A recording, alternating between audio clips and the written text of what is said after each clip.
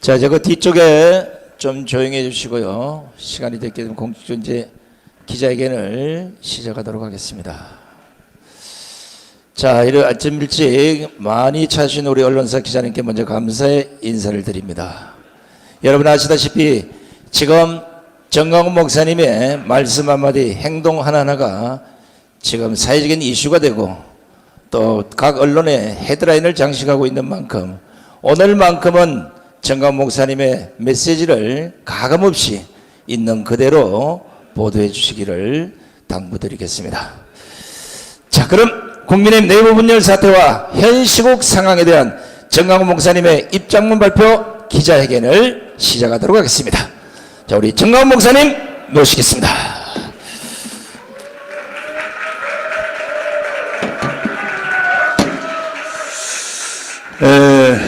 대통령 출마식도 아닌데 이렇게 기자 여러분들이 많이 와주셔서 감사를 드립니다. 먼저 제가 이 전문을 말씀드리고 그리고 이제 부분적인 질문을 받도록 하겠습니다. 존경하는 국민 여러분, 우리 한국 교회는 137년 전에 이 땅에 들어와서 교회 짓고 병원 짓고 학교 지어서 잠자는 민족을 깨웠습니다. 잠에서. 그리고 바로 독립운동에 앞장섰습니다. 교회 없는 독립운동은 불가능했습니다. 뿐 아니라 선교사들이 한국에 와서 한 가장 큰 일은 1904년도에 건국 대통령 이승만을 미국으로 데려와서 조지 워싱턴 그리고 하버드에서 석사 그리고 프리스턴에서 박사학위를 받고 하는 중에 그 과정 중에 대한민국을 잉태하게 되었습니다. 네 가지입니다. 자유민주주의, 자유시장경제, 한미동맹, 기독교 입국론. 이것을 이승만 대통령이 미국에서 3대 과정을 공부하는 중에 저 유럽의 사회를 보고 잉태하게 되었죠. 그래서 45년 10월 16일 날 들어와서 만삭이 돼서 들어와서 3년 동안 준비하여 1948년 8월 15일 아들을 하나 낳았는데 그것이 바로 대한민국인 것입니다. 이 모든 과정에 교회는 정말 희생을 다해왔습니다. 교회 없는 이승만은 없는 것입니다. 그리고 새마을운동 지도자들의 82%가 교회 청년회장 출신입니다. 네팔에 있는 네팔에 있는 교수님 한 분이 한국에 공부하러 왔다가 네팔 사람입니다. 우리 교회 와서 간증을 하시는데 대한민국이 새마을운동을 해서 이 거지 같은 나라가 옛날에 네팔보다 더 못 살았는데 이게 한국에 이렇게 10위권에 잘 산다는 거죠.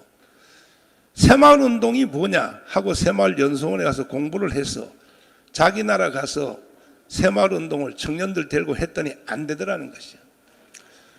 그래서 청년들을 다시 모집해서 한국에 있는 새마을연수원에 집어넣고 자기가 통역하면서 3개월 교육을 시켜서 자기 나라 가서 새마을운동에 또 안 되더라는 거야. 그러면 동남아도 안 되고 아프리카도 안 되는 새마을운동이 왜 한국에서만이 기록을 세웠느냐. 그 이유를 그 네팔 그분이 교수님이 하시는 말씀이 한국은 교회가 135년 전에 들어와서 동네별로 공동체 원리를 교회가 가르쳐 놨다는 거예요. 이것은 회장, 부회장, 총무서기, 회계 이건 교회가 가르친 문화입니다. 그러니까 강원도 산골짜기부터 저 전라도 신안 앞바다까지 교회만 들어가면 공동체를 운영하는 원리를 가르쳐 놨다는 거죠. 그래서 한국은 새마을운동이 가능했다 하는 논문이 있습니다. 논문이. 그 외에 민주화 마찬가지입니다. 김영삼, 김대중, 한국 교회가 안 지켰으면 그분들이 민족할 수 있었나요? 그때는 한국 교회가 김영삼, 김대중 편에 섰습니다. 그때는. 그리고 현재 경제 세계 10위권의 나라가 될 때까지 한국 교회는 모든 희생을 다해왔습니다. 줄여서 말하면 교회 없는 대한민국은 없는 것입니다. 그럼에도 불구하고 지금 오늘날 대한민국이 왜 이렇게 시끄러운가? 이승만 대통령이 마지막 한 가지를 못하고 돌아가셨어요. 자유통일입니다. 자유통일. 1945년 8월 6일 날 히로시마 원자탄이 터졌죠. 그때 한반도는 두 가지 선택을 강요받았습니다. 김일성과 살래, 이승만과 살래인 것입니다. 그때 대한민국은 이승만을 선택했습니다. 북한은 김일성 선택했어요. 공부를 안 한 몇몇 분들은 말하기를 왜 이승만 하나뿐이냐? 여운형, 김규식, 김구, 또 조수왕 얼마든지 있는데 그건 공부 안 한 사람들이에요. 딱 둘 중에 하나입니다. 김일성이냐 이승만입니다. 다른 사람은 선택의 여지가 없는 것입니다. 북한은 김일성 선택했어요. 우리는 이승만 선택했습니다. 또 한 가지, 어떤 세상에 살고 싶어? 자유민주주의, 자유시장경제, 한미동맹, 기독교 이국론에 살래? 아니면 공산주의, 사회통제경제, 그 중국을 친구로 하는 조중동맹, 그리고 주사파 종교. 주사파는 세계 종교사전에 등록되어 있는 정식 종교입니다. 주사파는. 어떤 세상에 살고 싶어? 그때 우리 대한민국은 5,000년의 역사 중에 가장 선택 한 번을 잘한 것입니다. 대한민국을 선택했습니다. 북한은 공산주의 선택했습니다. 똑같은 70년 살았습니다. 끝났습니다. 모든 경쟁과 모든 회담은 끝난 것입니다. 그래서 우리는 그 선택의 결과로 세계 10위권의 자랑스러운 대한민국이 되어 있습니다. 그런데 오늘 지금 이 마당에 문재인을 비롯해서 이 국민들을 속여먹는 사기꾼 정치인들이 대한민국을 해체하고 북한으로 가자. 다시 말해서 지금 종전협정, 평화협정, 주한미군 철수, 그리고 연방제 통일로 가서 전쟁 없이 통일하자. 이것은 사기입니다. 사기. 이 이론에 속아 넘어간 사람들이 국민의 절반입니다. 바로 이재명 대통령 후보가 제1정책이 뭐냐? 주한미군 철수입니다. 그런데 언론인 여러분들까지도 책임이 있는 거예요. 지난번에 대통령 선거할 때 이재명의 제1정책 숨겨놓은 것도 아닙니다. 이재명이 쓴 대한민국을 혁명하라는 책을 보십시오. 자서전을. 그 사람은요, 자나 깨나 거의 종교적 신념으로 입혀진 것이 뭐냐? 주한미군 철수입니다. 외국 군대가 대한민국에 존재하는 것은 온당치 않다 이거예요. 그런데 기자 여러분들이 그걸 보도한 적이 있어요? 그러니까 대통령 선거죠. 무효입니다. 무효. 사기를 가지고 대통령 선거를 하면 뭐 하겠습니까? 이 부분에 대해서는 내가 도움이 좀 필요합니다. 이충근 박사님. 예. 왜 종전협정, 평화협정, 주한미군 철수, 이것은 왜 사기인가? 한국이, 나는 자칭 생각하기를 이충근 박사님은 국제정치학의 1인자라고 나는 생각합니다. 잠깐 한번 설명해 주세요. 네. 네. 그 평화협정이라는 것이 국가들 사이에서 많이 맺어졌습니다. 한번 역사를 보겠는데 1860년대에 그 프랑스에 살았던 그 소설가가 역사에 대해서 아주 그 심취한 사람이 기원전 1500년부터 자기 살았던 때까지 한 3000년 동안 평화협정을 다 찾아냈습니다. 역사에서 8000개가 넘었습니다. 그 프랑스 소설가의 결론은 평화협정이 평화를 유지하는데 평균 2년 걸렸다고 합니다. 그리고 전부 전쟁으로 귀결이 됐습니다. 그리고 지금도 이제 예일대학 교수하시는 브루스 러셀 교수가 국제정치를 쭉 연구하다 보니까 평화협정 또는 불가침 조약을 맺은 나라들 사이에서 전쟁 발발할 가능성이 그렇지 않은 나라들보다 훨씬 높다라고 되어 있습니다. 지금 대한민국은 확실한 안전장치가 한미동맹 주한미군입니다. 한미동맹 주한미군을 나가라고 하면 국민들이 말을 안 들을 테니까 그것을 꼼수로 북한이 평화협정을 맺자, 종전선언을 하자라고 얘기하는 겁니다. 종전선언을 했고 평화협정을 맺는데 주한미군이 여기 있을 수 있습니까? 평화협정을 하고 그 주한미군을 내보내겠다는 얘기입니다. 그리고 결정적인 증거는 김일성이가 1972년에 처음으로 남북한 대화를 냈습니다. 한국전쟁 끝나고 거의 20년 만에 처음으로 대화를 냈는데 대화를 하고 북한으로 올라온 자기 부하들한테 뭐라고 얘기했냐면은 그 사람들이 한국 와가지고 서로 이제 평화 분위기에 취했습니다. 우리에서 오는 통일도 부르고 같이 울기도 하고 그랬더니만은 자기 부하들한테 뭐라고 교시를 내리냐면은 남조선을 점령하고 한국을 해방할 때까지 진정한 평화는 오지 않는다고 얘기했습니다. 북한이 말하는 평화는 대한민국이 없어지는 평화라고 얘기를 했는데 우리가 지금 그들을 평화협정을 맺어갖고 설득을 해가지고서 평화를 유지한다? 이거는 국제정치의 역사에도 없고 이론으로도 맞지 않는 겁니다.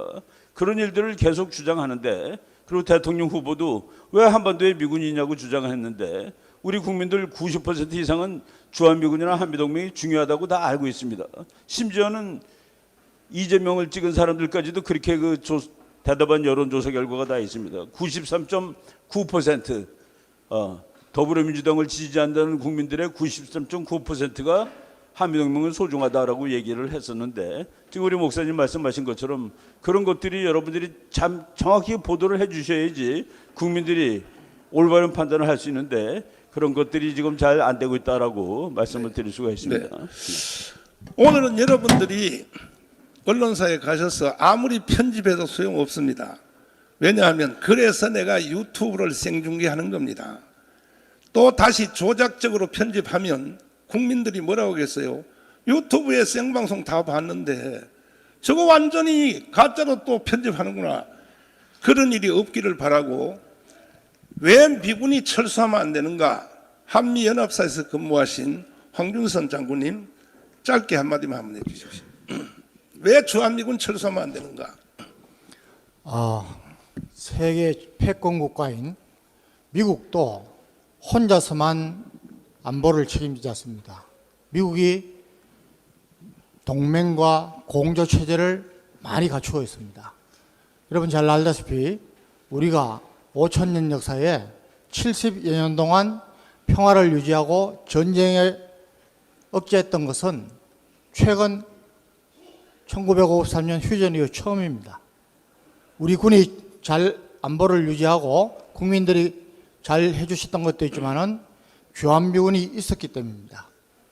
여러분들 전 세계에 미군이 장기적으로 많이 주둔한다는 전부 현재 세계 탑5 안에 들어가는 선진국들입니다.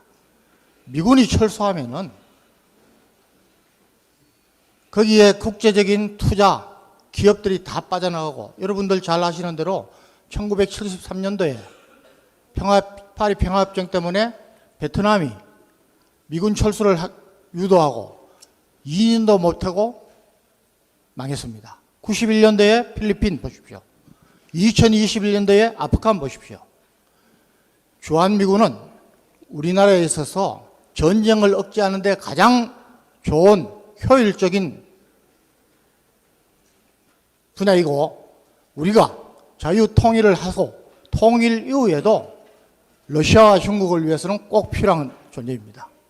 주한미군 철수를 주장하는 자는 간첩이거나 북한의 지령을 받거나 아니면 좀 바보들입니다. 우리 국민들 깨어나 주십시오. 네. 그런가 하면 이 문재인 대통령이 대한민국 역사를 지구를 거꾸로 돌리는 것 같은 지금 현재 우리는 아침에 해가 동쪽에서 뜹니다. 서쪽에서 집니다. 이건 자연 법칙입니다. 근데 해를 서쪽에서 뜨게 해서 동쪽으로 지게 하려고 시도한 사람이 누구냐?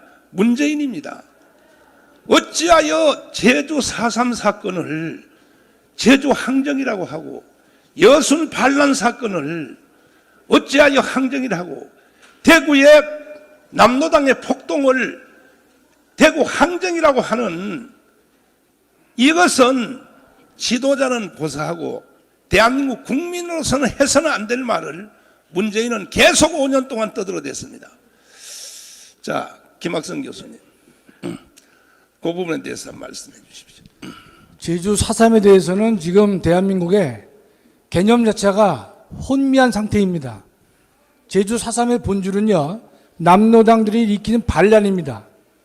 그런데 문재인이나 이재명이는 민주화 운동이라고 호도하고 있는데 전혀 가당치 않은 것입니다. 2001년도 헌법재판소 판례도 제주 4.3의 문제는 남로당 반란이라고 9사람 전원이 일치된 의견을 보인 바 있습니다.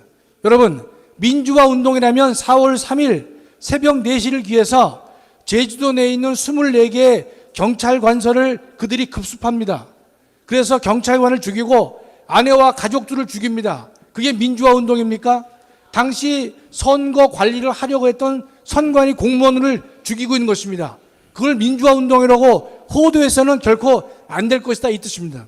또 하나, 당시에 제주 4.3 폭동을 주도한 김달삼이는 당시 제주도민이 유권자가 8만여 명이었었는데 5만여 표의 표를 가지고 몰래 북한의 해주 지하 선거에 참여합니다. 이 인간이 참여해서 북한 최고인민회의의 대의원으로 당선되는 그러한 일을 자행한 인간이 바로 김달삼인데, 김달삼은 지금 북한의 묘역에 묻혀 있고 그 묘비에는 남조선 혁명가라고 해서 그를 칭송하는 것이 북한의 입장인 것인데, 그것을 민주화 운동이라고 떠드는 역사를 왜곡하는, 방금 말씀하신 목사님 말씀대로 지구의 태양을 서에서 떠서 동쪽으로 지게 하려고 하는 그러한 만행을 지금 하고 있는 것인데, 수많은 언론들이 그 내용을 잘 모르고 있고 젊은 학생들도 젊은이들도 정확히 모르고 있는 것인데, 여러분 분명히 공부를 해서 4.3에 대해서 분명하게 얘기를 해야 될 것이다, 이 뜻입니다. 하나만 더 얘기하면, 제가 가장 가슴 아픈 일은 민주당이 그러한 일을 주도했다고 하는 것은 그렇다 치더라도 국민의힘이 지난번 제주 4.3 특별법에서 국민의힘 정당, 그 당시는 103명이었는데 73명의 국회의원이 그와 같은 문재인의 특별법 추진에 73명이 찬성했습니다. 지금의 당대표 김기현이가 원내대표였을 때 찬성했고, 지금의 홍준표는 당시 25명이 기권했는데 기권한 사람 중에 하나입니다. 국민의힘에서는 5명밖에 반대를 못했다는 사실을 여러분이 분명히 아셔야 되는 것이에요. 이어서 그들은 또 어떤 일을 했습니까? 지금의 여순 사건은요, 남로당의 반란 사건이 아니라 여순은 대한민국 군인들이 일으킨 반란인 것입니다. 군인 반란인 것이에요. 그 여순 특별법을 만들 때에도 지금의 당대표인 김기현이가 당시 원내대표였었는데 대승적 차원에서 우리가 거기에 동의를 할 것이다. 그래서 국민의힘마저도 제주 4.3을 갖다가 민주항쟁으로 보려고 하는 그런 일에 동조한 것이고, 여순 특별법에 대해서도 동조함으로 인해 가지고 대한민국의 역사가 무너지고 있는 것이고 정체성을 훼손하고 있는 것이다. 그와 같은 행동은 누가 해야 옳은 것이냐? 김정은이가 해야 옳은 행동을 문재인이가 그와 같은 것을 대신 해주고 있다, 이런 뜻입니다. 따라서 문재인은 대한민국의 정체성을 부정한 인간인 것이고 대한민국의 계속성을 유지해야 되는 대통령의 책임을 망각한 인물이다, 이렇게 말씀드리겠습니다. 네. 지금 대한민국의 현 상태를 보면 6.25 전쟁이 일어나기 바로 직전의 상태와 똑같은 것입니다. 이건 제 말이 아니고 지금 현재 연세가 90 이상 되신 분에게 한번 물어보십시오. 뭐라고 말하는가? 6.25 전쟁이 일어날 1950년 6월 25일 전보다가 더 심하다 그래요. 90대선 어르신들이. 그때 무슨 일이 있었느냐? 6.25가 그냥 일어난 것이 아닙니다. 이 6.25는 박헌영이가 북한에 가서 김일성이한테 이렇게 말했습니다. 내가 남조선에 남로당을 전 국민의 78%를 조직해나고 왔으니 전쟁할 것 없어. 그냥 38선에 총소리 몇 발만 내주면 남조선 안에서 지금도 94세대 된 고정간첩, 전향한 고정간첩, 그분의 정의에 의하면 시골에 있는 낙가래 있죠. 가을에 되면 볏짚 쌓아놓은 거 거기다가 다 불을 질러서 민중 봉기를 익혀 전쟁 없이 그냥 통일한다. 이게 6.25입니다. 또 하나는 성시백이라는 간첩을 한국에다 파송해서 완전 장악당했습니다. 국회 부의장 간첩으로 만들었죠. 신성모 국방부 장관, 그리고 최병덕 참모총장을 간첩으로 만들었습니다. 그리고 언론도 그때 조선일보, 동아일보가 두 가지가 나왔어요. 한자로 똑같은 글씨로 최호로 성시백이가 찍는 조선일보가 따로 있었습니다. 보면 몰라요. 국민들이 이게 어디서 나온 조선일보인가. 왜? 앞에 최호가 같으니까. 언론 장악 다 했죠. 군대 장악 다 했죠. 그 다음에 정치 장악 다 했죠. 그래 놓고 북한으로 보고한 겁니다. 준비 다 끝났으니까 시작하시라고. 그래서 일어난 것이 6.25인데, 그렇다면 그때 상황과 오늘 상황이 어떻게 다른가? 똑같은 것입니다. 지금 보세요. 지금 여의도에 있는 국회가 저게 대한민국 국회 맞습니까? 응? 김여정 하명법 아시죠? 박상학 대표가 공풍선 날리는데 그 못 날리는 법을 만들어 잘 말 듣지 않습니까? 지금 여의도에 있는 국회는, 특별히 더불어민주당 사람들은 대한민국 국회가 아닌 거예요. 평양의 지시대로 법을 다 만들고 있다. 지금 평양의 지시대로. 이번에 윤석열 대통령이 일본에 가서 한미일 동맹 협조 완성하고 왔습니다. 이것은 시작을 누가 했느냐? 김대중 대통령이 한 겁니다. 그 노무현 대통령이 또 진행한 것입니다. 마무리하고 왔어요. 이걸 가르쳐 더불어민주당에서는 나라를 팔아먹고 왔다. 저 일본한테 넘기고 왔다. 거기다 또 언론들도 다 그렇게 동조를 하고 길거리에다 프랭카드를 다 달고, 이게 6.25 전하고 다를 바가 뭐 있습니까? 이렇게 선동을 한다는 것입니다. 그래서 저는 2019년 6월 8일 날 한기총 대표회장으로서 한국교회가 세웠고 한국교회가 발전시킨 이 조국 대한민국이 해체되어서 북한으로 가는 것은 난 용납할 수 없다. 특별히 문재인 대통령이 평창 동계올림픽에서 신영복 간첩을 놓고 뭐라 그랬습니까? 내가 가장 존경하는 한국의 사상이라고 할 때에 현역 미국의 부통령 펜스가 듣다가 나가버렸어요, 바깥으로. 그리고 얼마 전에 죽은 일본의 아베도 그 자리에 듣다가 바깥에 나갔어요. 미국과 일본 대통령과 수상이 나가니까 다른 대표들도 줄줄 따라 나갔어요. 왜? 또라이다 이거지. 왜 우리를 불러놓고 왜 간첩 연설을 하냐는 거죠. 아니, 언론사들은 그런 걸 확인 안 하십니까? 그리고 1948년 8월 15일 건국을 인정할 수 없다. 그러면 문재인 대통령은 대통령 하지 말아야죠.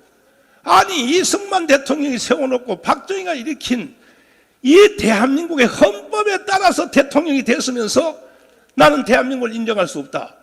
그러면 대통령 하지 말아야죠. 그래서 저는 정치가도 아니고 사회운동가도 아니고 한기총 대표회장으로서 난 이건 용서할 수 없다. 그래서 제가 시국선언문을 발표했더니 제 시국선언문을 알아들은 사람들이 광화문에 뛰어나와서 광화문운동이 시작이 되었고 지금까지도 계속되고 있는 것입니다. 목표는 딱 하나입니다. 자유통일입니다. 통일 방법은 세 가지인데, 하나는 북한식 통일, 그건 당연히 안 되죠. 더불어민주당이 추정하는 평화협정, 종전협정, 그리고 주한미군 철수, 연방제 통일, 이것도 결국은 북한으로 흡수 통일되는 것입니다. 그 다음에는 국민의힘 정당이 하고 있는 또 통일 방안, 자세히 설명할 수 없지만 그것도 역시 북한식으로 흡수될 것입니다. 그래서 저는 한국 교회는 거기 동의할 수 없다. 그래서 강력하게 내가 저항을 했고, 그랬더니 문재인 씨가 저를 3번 감옥에다 가뒀습니다. 저를 감옥에다 가둬놓고 총선을 해서 약 180석을 했습니다. 그래가지고 이제 180석 됐기 때문에 자기들 마음대로 할 줄 생각했지만 그렇게 마음대로 되는 게 아닙니다. 대한민국 국민들은 본성이 착해요. 원래 어느 정도 사기에 넘어갈 것 같지만 넘어가지 않습니다. 그래서 결국은 정권이 교체되었고 윤석열 대통령이 당선되어서 이제 겨우 5년 연기되었습니다. 완전히 이게 끝난 것이 아닙니다. 그래서 지금도 저희들이 손을 떼면 이 나라는 5년 후에 어차피 무너진다, 북한로 다시 넘어간다 하는 이러한 확신을 가지고 저는 애국운동을 지금도 계속 진행하고 있고, 아니 저도 나이가 이제 70인데 이만큼 살았으면 됐지, 나라가 해체되고 북한으로 가는 것을 그걸 보고 있을 수 있습니까? 그래서 저는 순교적 정신으로 한국교회 1200만 다 동의는 하지 않지만 1200만 많은 동역자 목사님들도 이제는 다 제 말을 다 알아들었어요. 거의 다 알아들었습니다. 그래서 한국교회가 앞장서서 물론 불교도 물론 천주교도 애국운동 하시는 분들이 많이 있습니다. 그래서 우리는 이제 마지막 남은 이 자유통일을 반드시 우리식의 통일을 해낼 것이며, 이제 마지막으로 우리 교회에 대한 말씀을 잠깐 드리고 질문을 받도록 하겠습니다. 자, 우리 교회는요 1954년도에 여기 지어진 교회예요. 이 벽돌을 보십시오. 이게 1954년도에 지어진 교회입니다. 이거는 언론인들이 책임을 져야 돼요. 알박이요, 정가운 딱 치면 무조건 알박이라고 나와요. 50개 언론사가, 여러분들 회개하세요. 54년도에 지어진 교회를 알박이라고 해요? 그래서 박원순 시장이 이 큰 교회를, 여러분이 오신 그대로 보신 그대로 이 큰 교회를 84억에다가 우리 교회 통장에다가 아무 교회와 협상 없이 일방적으로 돈을 84억을 그냥 꽂아버렸어요. 우리 교회 통장에다 넣어놓고 나가라는 거예요. 땅도 건물도 다 두고 나가라는 거예요. 이 박원순이가. 제가 하도 기가 막혀서 그것도 나를 감옥에다 가둬놓고, 그래서 우리 성도들이 투쟁을 하여 용역 사람들이 6번 진입했음에도 불구하고 우리 교회를 지켜냈습니다. 그러니까 이제 나중에 중간과정 다 건너뛰면 이제 와서는 뭐라 그러냐, 500억에 합의합시다. 500억에. 사실 우리는 500억 가져도 안 돼요. 이게 500억 가지고 이런 교회를 짓겠습니까? 어디 가서? 그럼에도 불구하고 내가 주민들의 편리를 생각해서 500억 하기로 사인을 했더니 이제 MBC PD수첩, MBC 왔어요. 여기에? 회개하세요. 뭐라고 했습니까? 정강훈 목사가 주민들을 압박하여 돈 500억을 착취했다고. 그래서 제가 중지, 나 안 해 이거. 내가 왜 당신들을 위해서 500억에 합의를 해주고도 나는 착취범으로 돼야 되느냐. 이게 전부 언론사가 이렇게 몰고 간 거예요. JTBC 왔어요? JTBC 회개하세요. 사과하시라고, 사과. 그래서 나는 지금 안 나간다. 왜? 서울시 조례안에 보면, 조례안 띄울 수 있어요? 조례안에 보면은 종교부지는 존치가 제일 원칙입니다. 대통령도 못 바꿔요. 이것은 그 누구도 바꿀 수 없습니다. 존치가 제일 원칙입니다. 만약에 재개발 쪽에서 교회가 필요하면 교회가 원하는 자리, 교회가 원하는 평수, 그리고 3년 동안 교회가 지어야 될 대치시설을 이 주민총회에서 다 해주기로 돼 있어요. 이건 누구도 바꿀 수 없습니다. 그래서 저희들이 그럼에도 불구하고 나도 인간인데 동네 주민들한테 편리를 봐드리기 위해서 사실 500억을 손에 봐가면서 500억으로 합의를 해서 진행하려고 우리 교회가 이사를 가야 되니까. 여기 얼마나 큰 교회입니까? 이게 사무실 있죠, 여기 교육관 있죠. 그래서 앞에 빌딩을 2개 샀어요. 64평짜리 빌딩을 하나 샀습니다. 샀더니 지금 여기 언론사 50개 언론사가 정강훈이가 다시 제2의 알박이를 하려고 빌딩 2개를 샀다. 기자들 다 썼죠. 그렇게 여러분. 그렇게 알박이란 용어도 모르십니까? 그래서 이 모든 피해는 주민들이 가장 피해를 많이 보게 됩니다. 나 안 갑니다. 이제 우리 교회 이사 안 해요. 난 이 상태에서 여기서 우리가 새로 지어서 하지 우리는 안 합니다. 이 모든 책임은 언론사가 책임을 져야 되는 것이죠. 자, 이제 여기까지 제가 말씀을 드렸고 이제 개별적인 질문이 있으시면 질문을 통하여 제가 소상히 설명을 해드리도록 하겠습니다. 자, 질문은 여러분들 뭐 기자단이 합의해서 온 거 아닌 것 같은데 질문은 뭐 오신 분 다 받을 수는 없고 네. 궁금하신 기자분들은 거수를 하시고 소속을 밝히시고 질문해 마이크 주시면 갖다 드려요. 답변해 마이크. 드리겠습니다. 마이크. 네, TV조선 최민식입니다. 네. 최근에 황교안 전 대표가 네. 그 공천권을 그러니까 공천을 해달 수십 명을 네. 부탁을 했다고 네. 폭로를 했는데 네. 여기에 대한 입장이 좀 궁금하고요. 그리고 홍준표 대구시장이 네. 그 국민의힘이 정광훈 목사와 손을 그어야 한다고 얘기를 했는데 네. 이에 대한 입장도 궁금합니다. 역시 우리나라 정치인들은 공부를 안 한 것 같아요. 지금 근대 역사에서 가장 표본의 민주주의를 미국이 하고 있지 않습니까? 미국은요, 상원의원, 하원의원, 민주당, 공화당의 단임 목사를 가지고 있어요. 단임 목사. 4년 전에 트럼프 대통령이 대통령 출정식 하는 거 보셨습니까? 영상으로. 그게 무슨 대통령 출정식입니까? 교회로 말하면 부흥회예요. 부흥회. 당원들이 전부 다 에이멘, 에이멘, 에이멘으로 화답하고 있습니다. 왜? 목사님이 설교했기 때문에. 이것이 바로 미국의 민주주의인데 한국에 있는 이 정치인들은 공부를 안 하고 우물 안에 개구리가 되어가지고 김밥이 옆구리 터진 것 같은 이런 질문을 한다 이거요. 그러면 정강훈 너는 정치를 하겠냐? 난 정치 안 합니다. 정치 안 하고 정치인들은요 권력을 가지기 때문에 반드시 종교인의 감시가 필요해요. 종교인의 감시 없으면 그 사람들이 자기 통제가 불가능하다고요. 그럼 지금 현재 홍준표 또 시장님, 황교안 전 대표님 하시는 말씀 보세요. 저게 통제되는 말입니까 저게? 그래서 정강훈 목사의 통제를 받아야 되는 거예요. 미국처럼 종교인의 통제를 받아야 되는 거예요. 아니면요 자기가 하는 말도 몰라요. 아까 하신 결정적인 말씀 대답해 드리겠습니다. 제가 그때에 4.15 총선할 때에 자 보십시오. 나는 그때 감옥에 있었어요. 감옥에 있는 사람이 의석을 몇 석을 달라고 하는 방법도 없어요. 방법도. 내가 황교안 대표님에게 물어보겠습니다.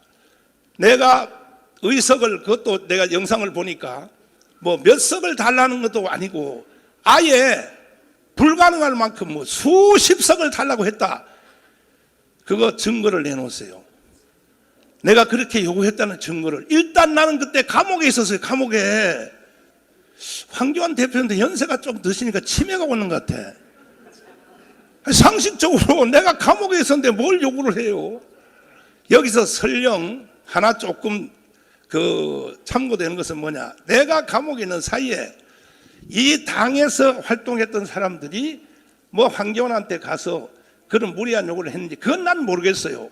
그러나 나는 그렇게 요구한 적이 없어요. 제가 황교안 대표님하고 2년을 같이 살았는데 대표 시절에 또 그 전후에 제가 그 황교안 대표님과 거의 뭐 많이 만났습니다. 만나서 헤어질 때는 내가 한 가지를 말씀드렸습니다. 뭐냐?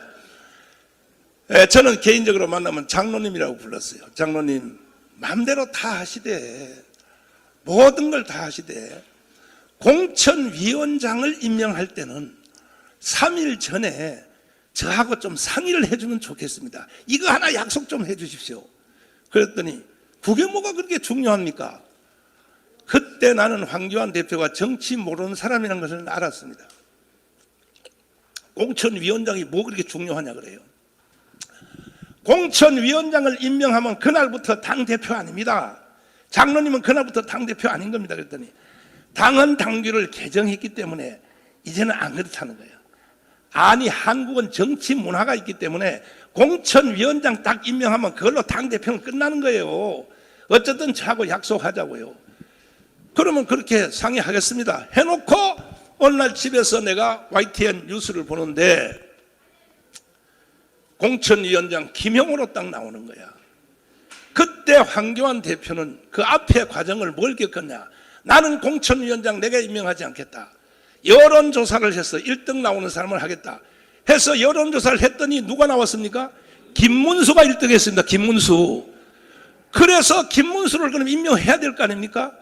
그런데 김문수를 임명 안 하고 그 김영호로 임명하기 위해서 거기 있는 당직자 최고위원들 여러 명, 6, 7명들이 다 반대하는데도 혼자서 회의하다가 안 되면 오늘 회의 여기까지 하겠습니다. 결국은 조작하여 김영호로 바꾼 것이 한교안 대표님 한 사람의 실수로면 괜찮은데 대한민국이 오늘날 이 모양 이 꼴이 된 것입니다. 이런 실수를 해놓고도 지금 와서 무슨 뭐 공천을 뭐 정강훈 목사가 무리하게 요구했다 그런 헛소리 한다면은 가져오세요. 증거를 가져오세요. 뭐 내가 녹음한 거나 전화한 것을 입력한 것이나 아니면 뭐 문서가 있든지 정강훈 목사가 공천을 요구했다는 증거를 가져오시라고요. 정말 나는 정치인들요.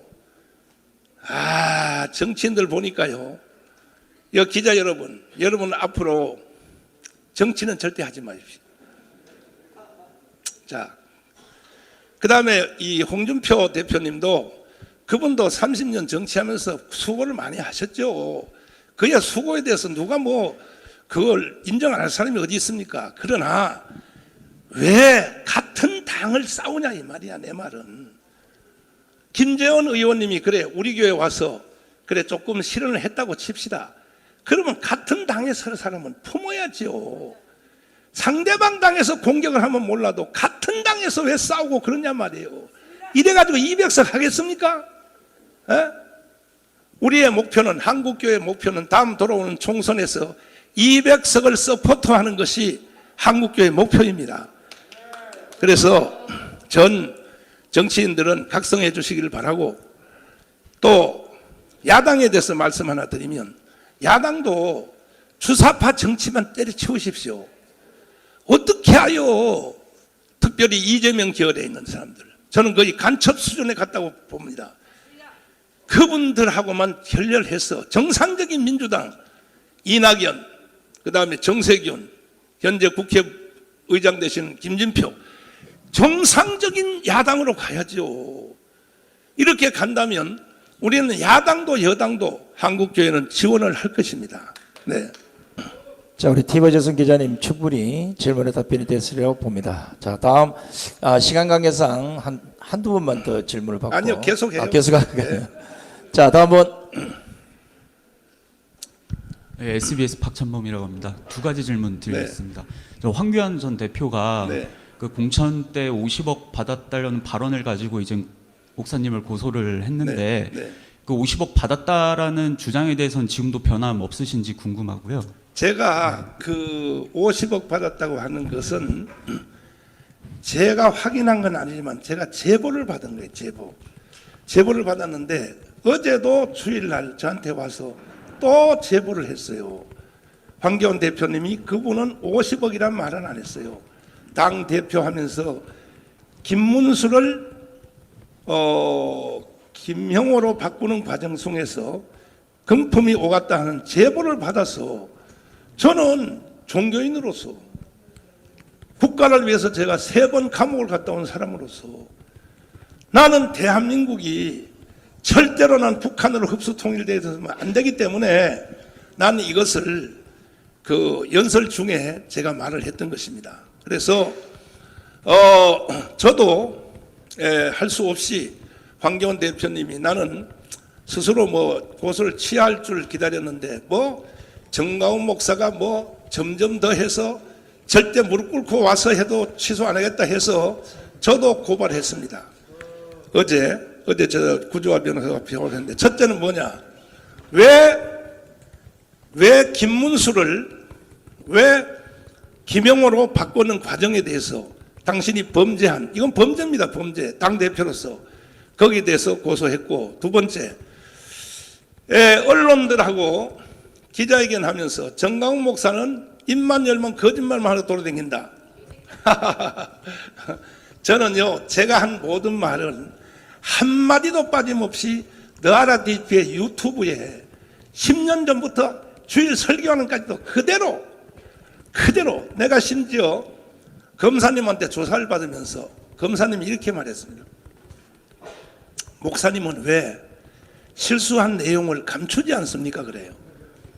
저 안 감춰요. 지금도 여러분들이 확인하려면 가문에서 연설한 모든 내용들 그대로 다 입력되어 있습니다. 당당합니다, 저는.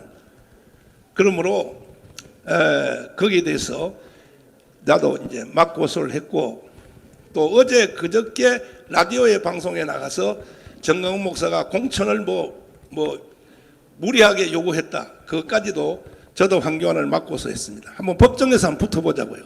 누구 말이 맞는지. 네. 자, 다음 기자. 저 하나 더. 좀 이건 현안 질문인데요. 네. 지금 어제부터 해서 언론에서 보도 나오는 것들 중에 네. 지금 동맹국인 미국이 한국 정부를 지금 감청했다 이런 의혹이 제기됐는데 네. 그 기사에 대해서 어떻게 보셨는지 궁금합니다.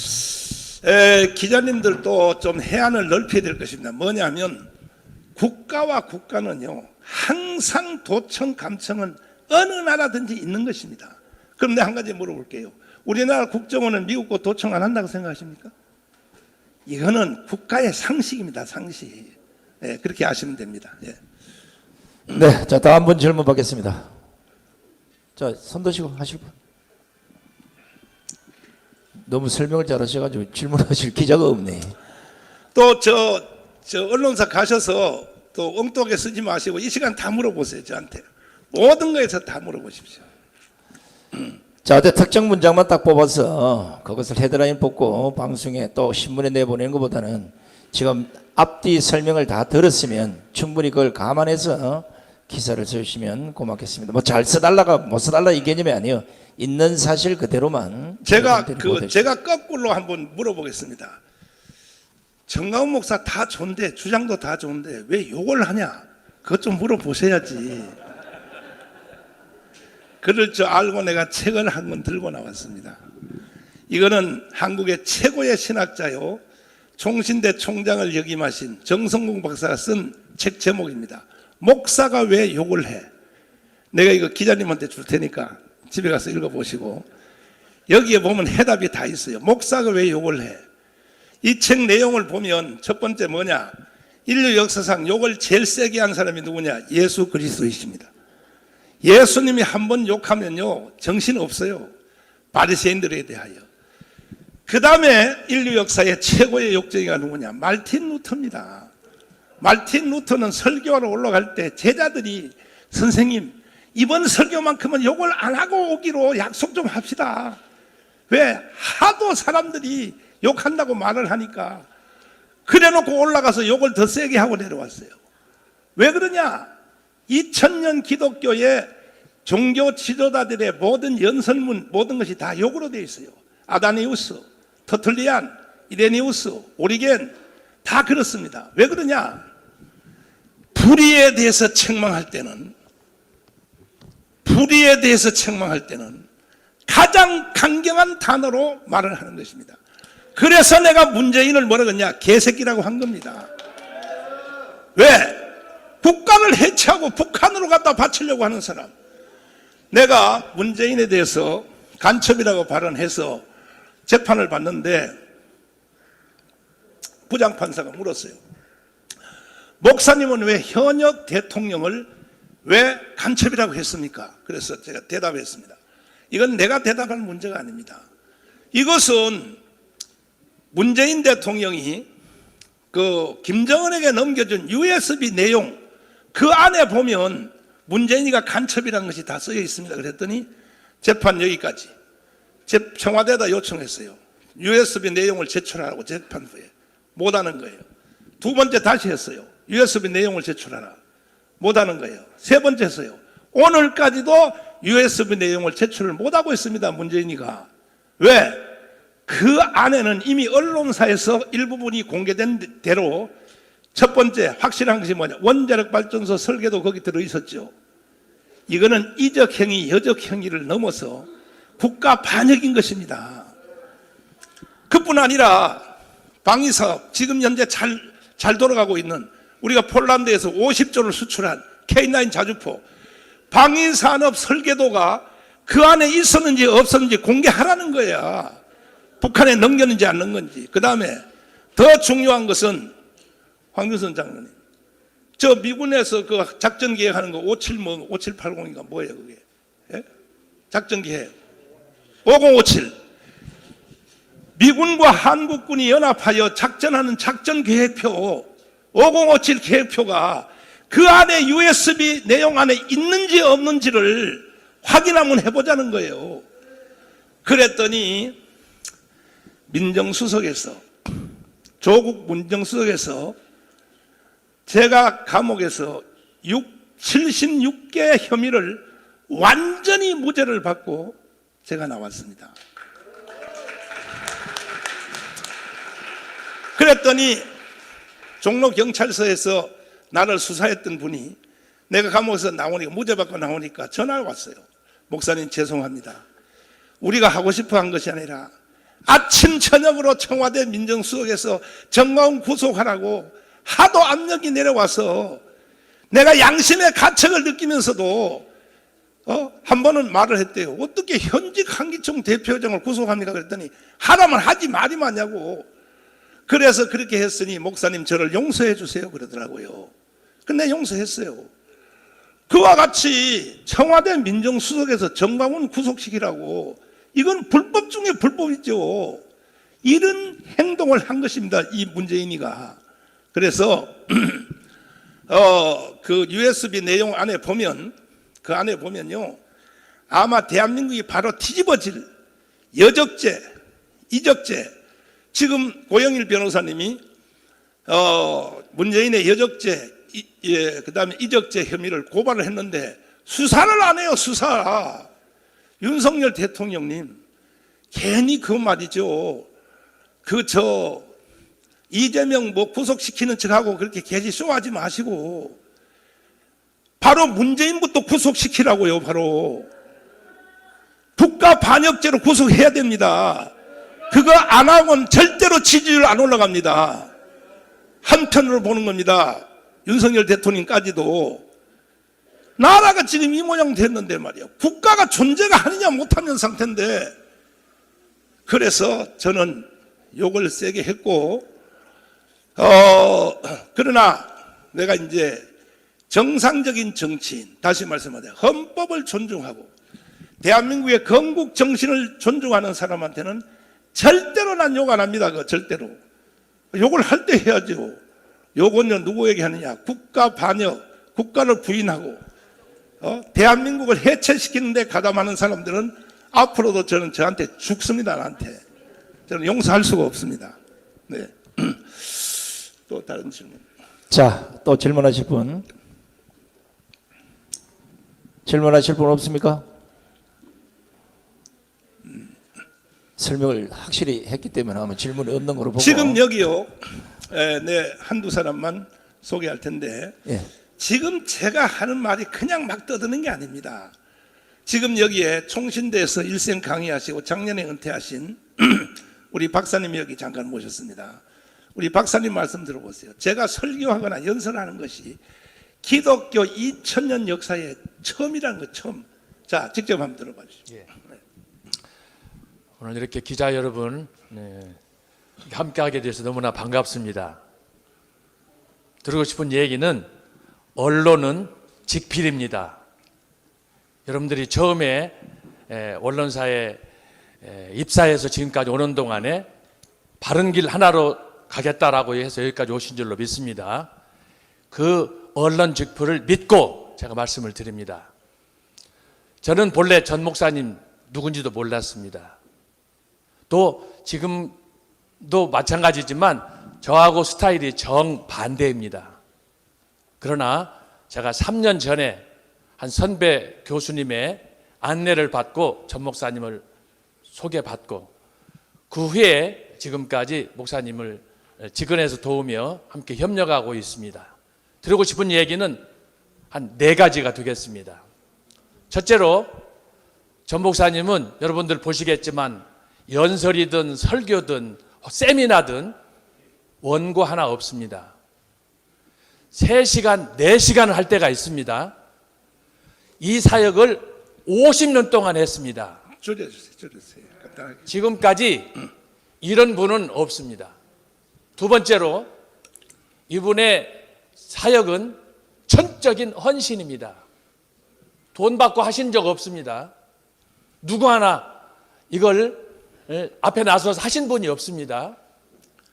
세 번째로 이분이 가르치는 성경의 내용은 제가 영국에서 10년 동안 박사학위 하면서 공부를 했는데 2000년 역사에 이런 탁월한 영감 있는 도전적인 실천적인 메시지는 없습니다. 마지막 네 번째입니다. 이 복음을 애국운동과 관련해서 자유통일과 연결지어서 하신 분은 세계 역사에 없습니다. 지금 저의 동력자 되시는 저보다가 더 고난을 세게 당하고 있는 장학일 목사님 잠깐 한번 모시겠습니다.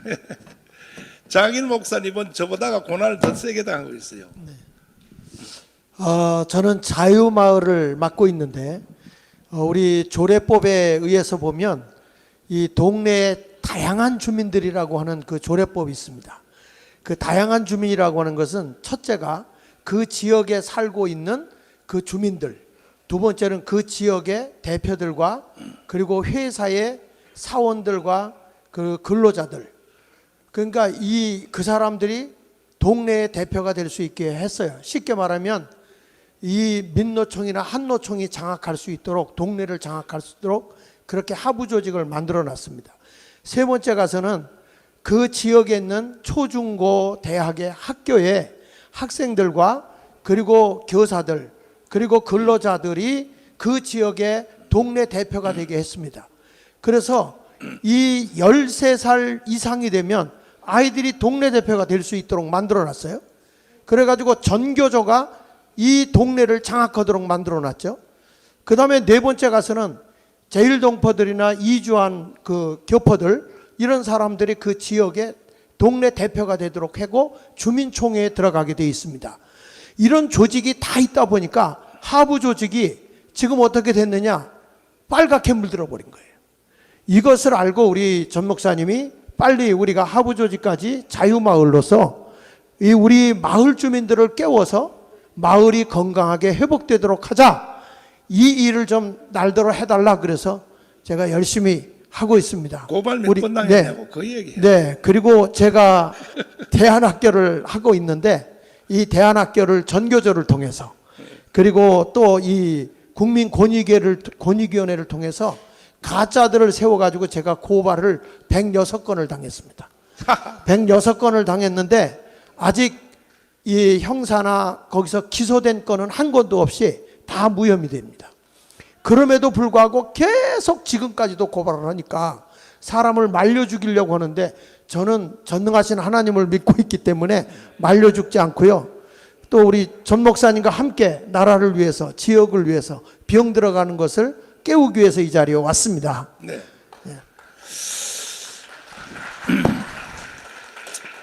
교회가 하는 모든 일은 다 고발로 들어와요. 정교조 민노총에서 무조건 고발합니다. 106건 고발 당했다고 하지 않습니까? 교회 없는 대한민국은 없는 겁니다. 지금 마지막으로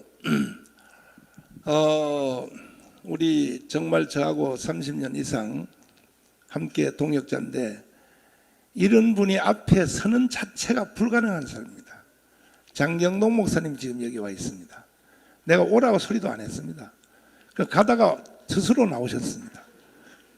이분은 아시다시피 방송에 다 뭐 동침인지 뭔지 거기에다가 출연하시고 밥줄에 끊기는 위기가 올지도 몰라요. 그럼에도 불구하고 대한민국이 평화협정, 종전협정, 주한미군 철수, 연방제로 북한으로 넘어간다. 이건 어떻게 동의할 수가 없다. 그래서 저와 함께 이 자유통일을 위하여, 예수한국 복음통일을 위하여 함께 생명을 걸고 함께 일을 하고 계시는데 장경동 목사님 잠깐 모시겠습니다. 예, 박수하겠습니다.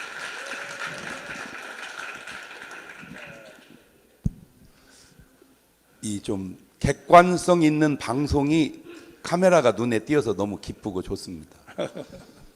지금 인류 역사상 가장 좋고 훌륭한 분 한 분만 고르라면 예수님입니다. 그분은 시작과 끝이고 천지를 창조하셨고 죽었다가 부활하셨습니다. 그게 교주입니다. 교주하려면 부활은 해놓고 해. 에?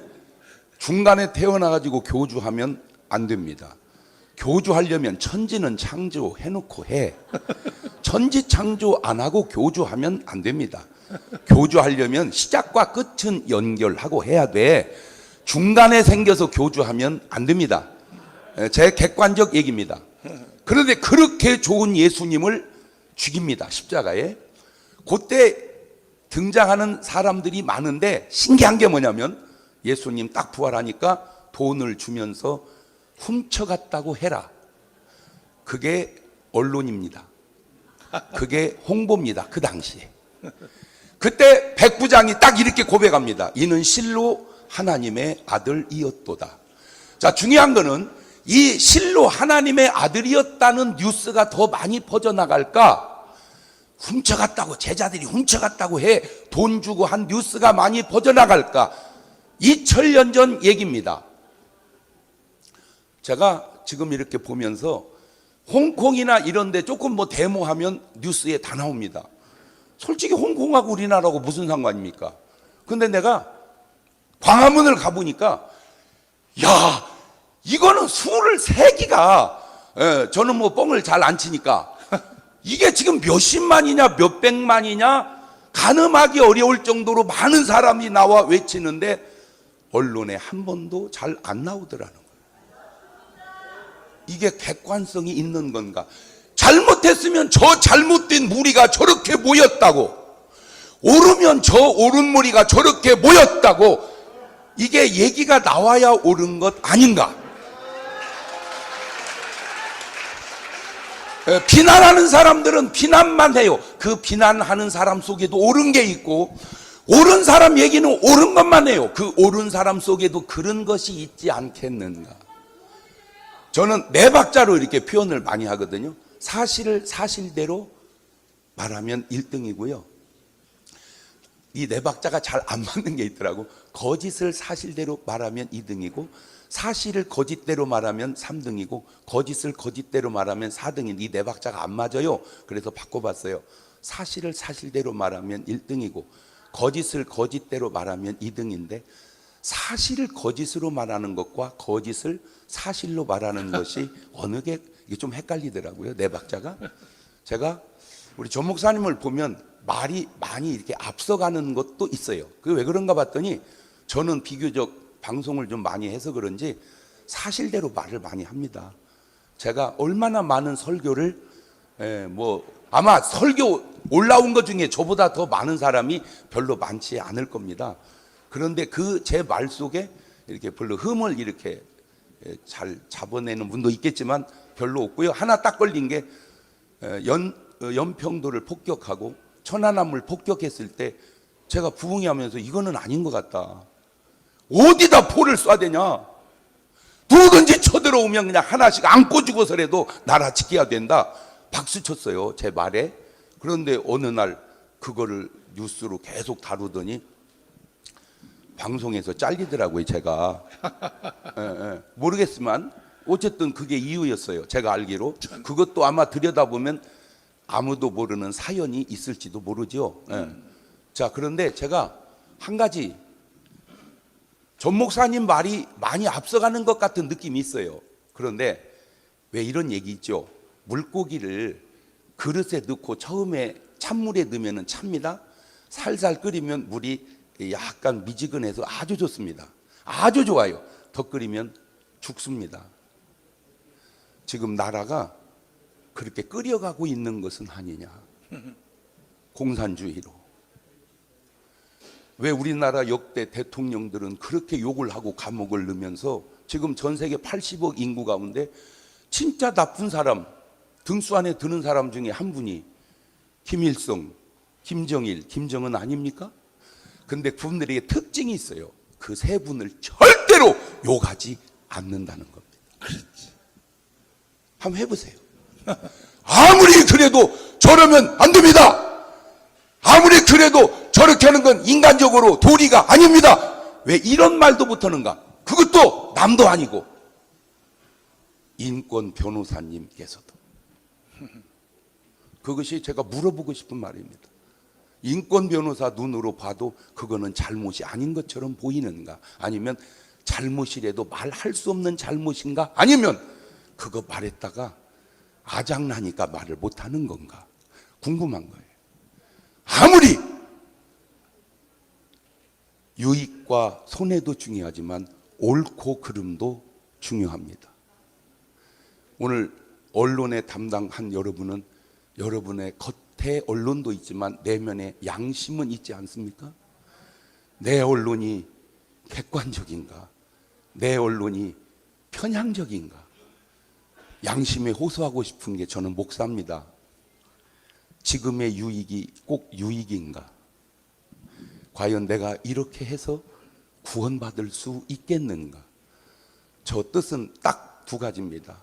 어쨌든 나라 지켜야 되고 구원받아야 된다는 겁니다. 그것이 목사로서 언론에 많이 있는 사람으로서 그냥 제가 내 마음에 있는 생각일 뿐입니다. 바르게, 정직하게, 꼭 구원받게 사십시오. 감사합니다. 네.